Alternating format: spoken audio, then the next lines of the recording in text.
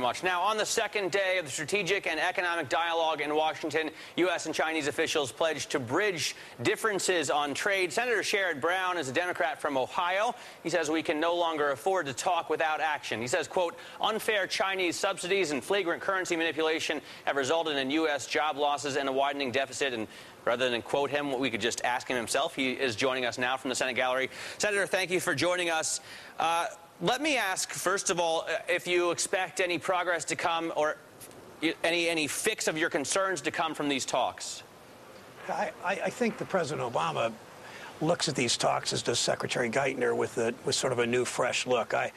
This is the sixth strategic economic dialogue, the sixth set of talks, if you will.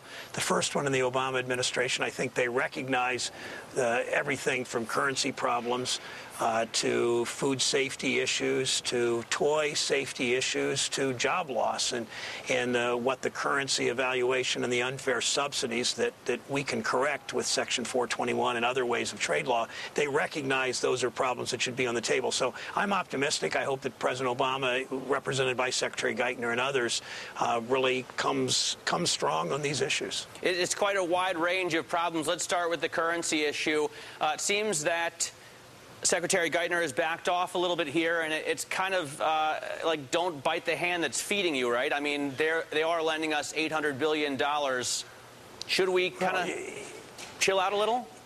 Well, the problem with chilling out a little is then the next time it's even harder. I mean, I've heard that line of thinking from people in the last administration where we ran up these huge trade deficits, starting really with President Clinton, and President Bush made it worse. And now it's if we don't deal with it now, it's going to be progressively harder. I mean, that really is the problem every year or two when we say we've got to do currency, we've got to correct this currency imbalance, this manipulation by the Chinese. We've got to be more straightforward on trade when they do, in fact, practice unfair trade. People that are defending the Chinese, which is much of the American media and large American corporations that have big investments there and then sell back into the U.S., they always say, well, we have so much debt to China, we can't do that. Well, the debt to China, the burden gets more and more onerous, and the longer we wait, the more, if you will, China is going to own of the United States. And I'm not being xenophobic. I just don't think any country should, particularly in terms of national security, particularly in terms of our middle-class family security. I don't want any country to have big chunks of the United States like we are turning over to the People's Republic of China. Let me ask you about the trade problem issues here, because it looks like, you know, in that case, we could set up ourselves for a long-term problem. Aren't you concerned if you want us to counteract Chinese subsidies with our own protectionist policies, that we could start sort of a protectionist policy arms race here? I mean, doesn't that just escalate and get out of control?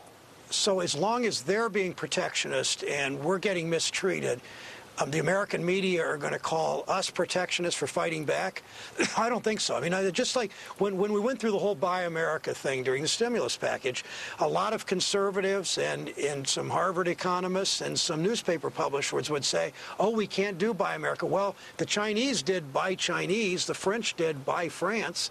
And so, you know, we do that. We unilaterally disarm. I don't want a trade war, but I don't want to be the patsy for all these companies in China, some owned by U.S. companies, some owned by U.S. conglomerates, others Chinese national companies. I don't want them continuing to hurt our families, our communities, when we lose these kinds of manufacturing jobs. You can trace just, excuse me, just in the last decade alone, you can trace more than 2 million jobs lost to Chinese competition and Chinese unfair competition, in large part because of currency. We can't keep acting that way. That's not protectionist. That's protecting our national interests.